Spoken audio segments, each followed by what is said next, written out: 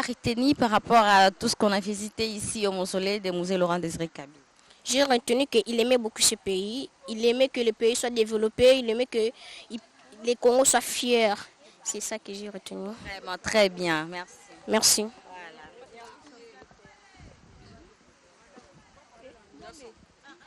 Bonjour. Bonjour. Ouais, je m'appelle Moukoko. Moukoko est en quelle année? Deuxième. Moukoko, qu'est-ce que tu es venu faire ici? Je suis venue visiter.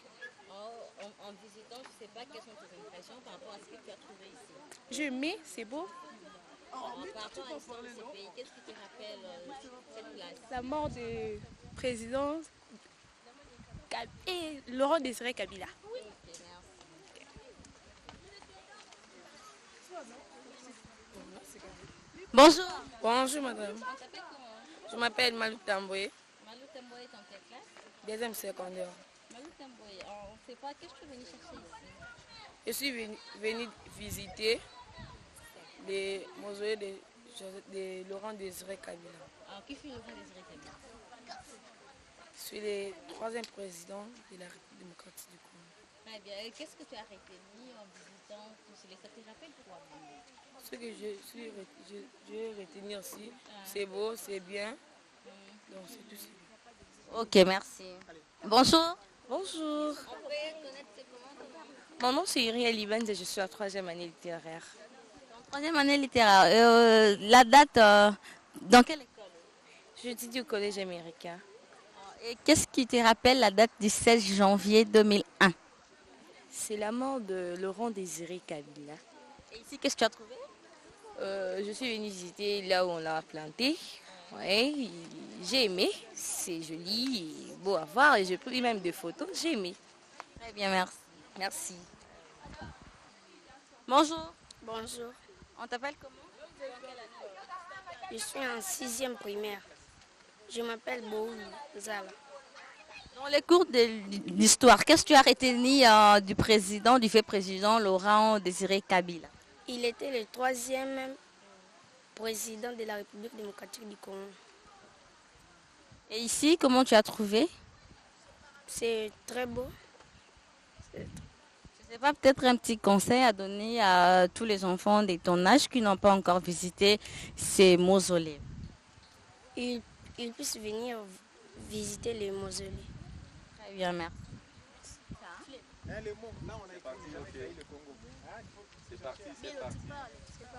C'est parti. Wallo. Bonjour. Bonjour, On peut connaître ton nom? je m'appelle Jola Kabadon, élève de la deuxième secondaire. J'étudie au collège américain. Qu'est-ce qui te rappelle les mots, je peux dire les mots magiques des musées Laurent Désiré Kabila? Musée a laissé le mot magique, il n'a jamais trahi le Congo. Tu as un commentaire à faire par rapport à ça? En quelque sorte, on peut dire qu'il n'a jamais trahi le Congo. Il veut que notre Congo soit développé. À l'époque, vers l'entrée de FDL, vers, si je ne me trompe pas, 1999. 97. Quand il fut entré à l'AFDL, premièrement à Kinshasa, il a vu qu'il a eu des troubles, des guerres, des conflits entre les gens. Il veut que nous vivons la paix, on soit en paix entre les groupes humains. C'est ce qu'il a dit. Il n'a jamais trahi le Congo. Merci. Ok. Un show, c'est parti. Wallo. Bonjour. Bonjour madame. Vous êtes ici encadreur au collège américain.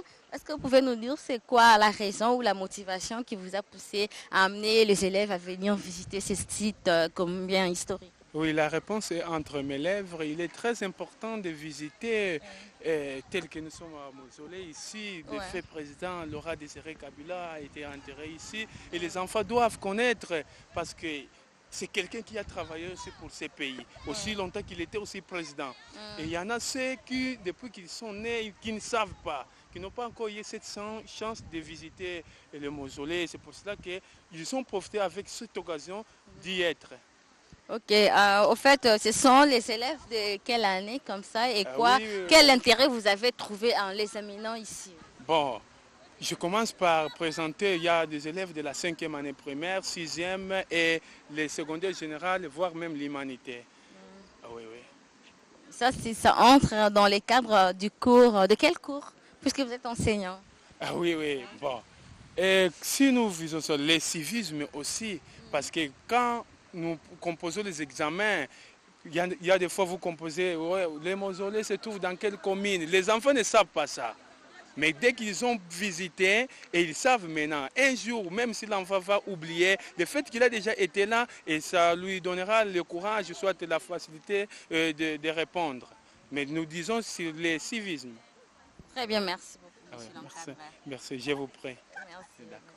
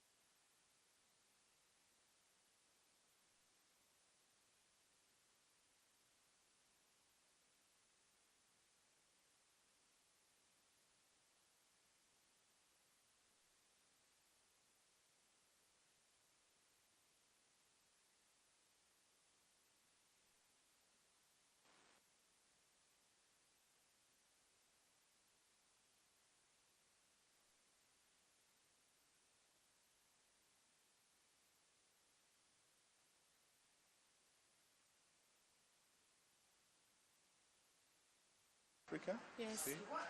Okay, so that's fine. That's fine. So now, in which form are you now here? In sixth grade. Oh, okay, okay, okay. Oh, okay, that's fine. So, how long have you been studying here? Yeah. 6 months. 6 months? No, 4. 4 months only? Yes. So you started, just at the beginning of this year, right? Yes. Oh, okay. Okay, okay, okay. How do you find the school? Is it good? Yes, it's amazing. It's amazing. Are you sure? Yes. How is the study program looking like? Is it good or?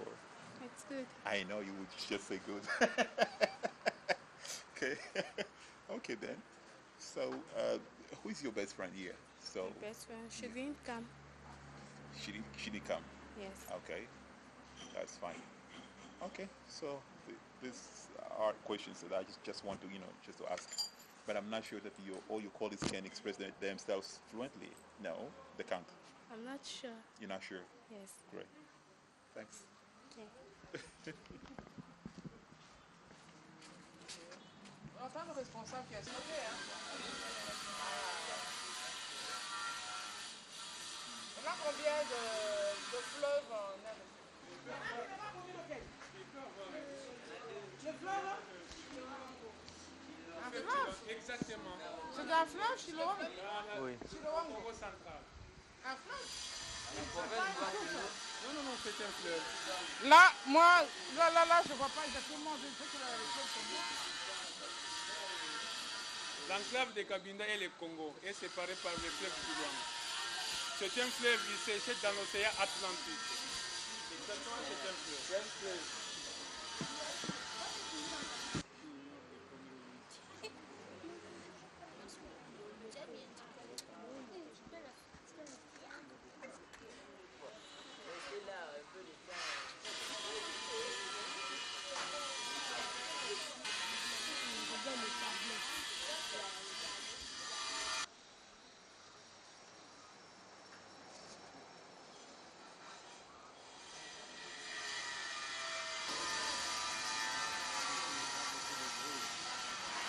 Bon, vous avez eu d'abord bienvenue chez nous. Hein. Vous êtes content. Vous savez ce que l'UNESCO signifie. Voilà. Et donc vous êtes déjà le public de l'UNESCO puisque vous êtes des élèves, non? Eh bien voilà. Ici, l'UNESCO s'occupe de l'éducation, de l'enseignement. Donc tout ce que vous étudiez là, l'UNESCO travaille avec le gouvernement pour que vous ayez le programme d'enseignement. Hein? Vous ayez le contenu qu'on vous donne quand on vous dit à l'école, en première, primaire, vous avez ceci, en deuxième, vous avez cela. Vous êtes de quelle classe? Cinquième. Ah, vous êtes des différentes classes. Eh bien voilà.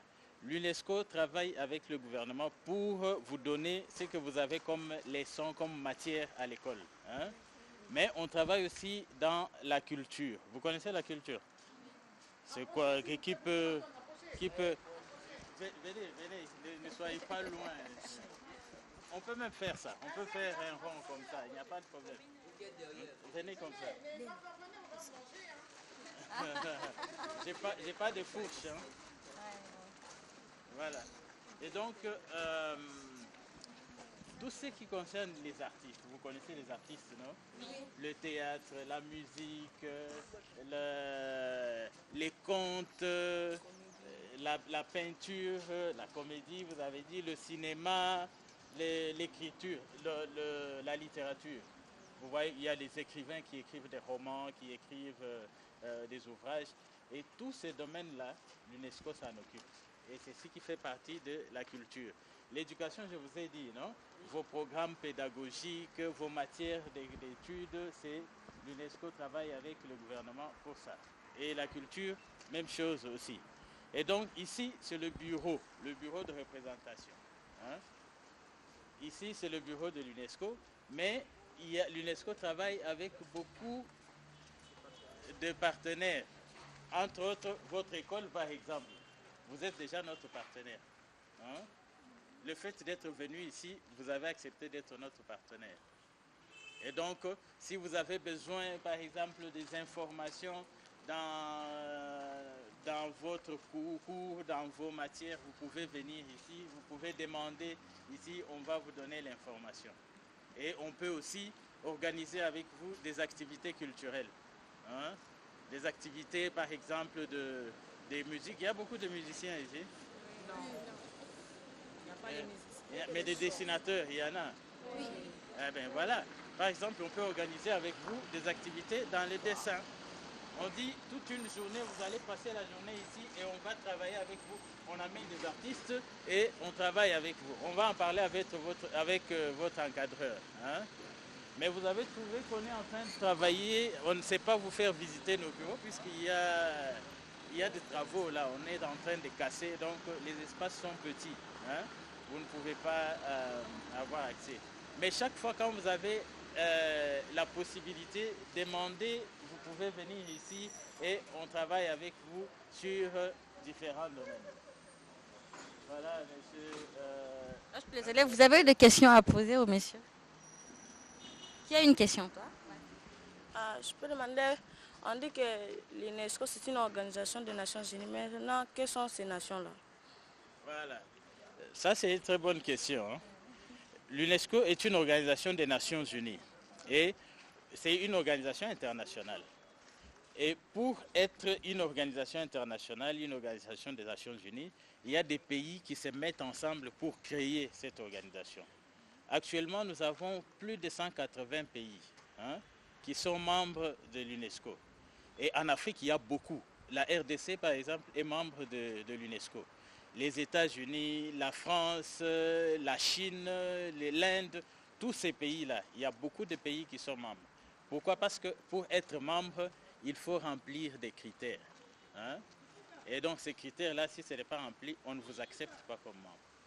Et donc je ne sais pas vous citer les 187 membres, mais au moins sachez très bien qu'il y a beaucoup de pays en Afrique, en Europe, en Asie et aux États-Unis, en Amérique plutôt, qui sont membres de l'UNESCO.